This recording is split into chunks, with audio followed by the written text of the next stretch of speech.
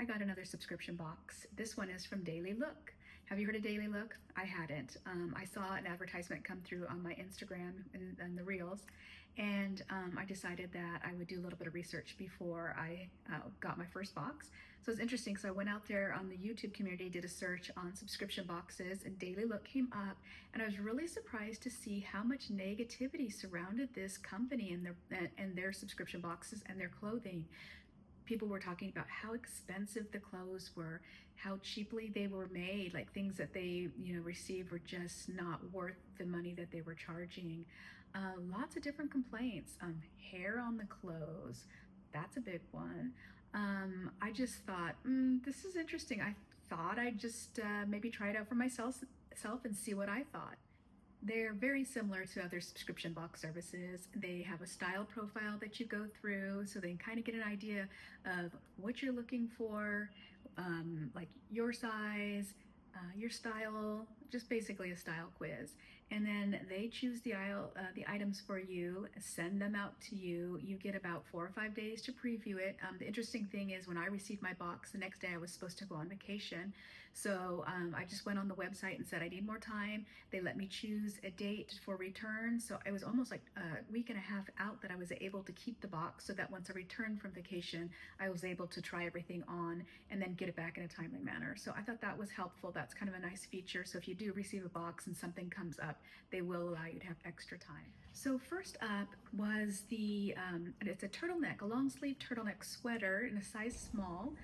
Color was black, very soft, thin material, but not too thin. Didn't feel cheap to me, and it had gold accent buttons at the arm. The price on that was $88, and I paired that with a pair of Liverpool Gia Forever ankle jeans in a size small. These were kind of an interesting style because they were a pull-on style, so no zip, no button, but I really like these jeans. I wore these jeans through most of the try-on, and by the time I was done with them, I knew I was going to buy them because they were so comfortable. Next up was the Peach Skin Crop Utility Jacket in a size small, color beige. This was $95, and I paired that with a taupe colored Thread and Supply sweater, again in small. The price on this was $88.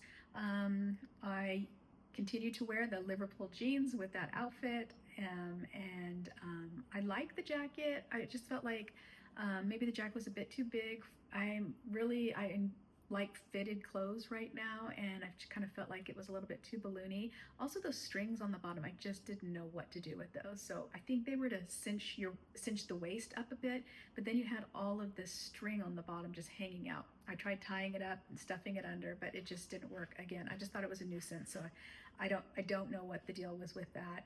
The Thread and Supply sweater, I liked it, but I also feel like it's a sweater, and $88 seems like a high price for a basic sweater.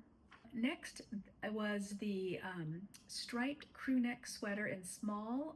Color is white multi, and that again is $88.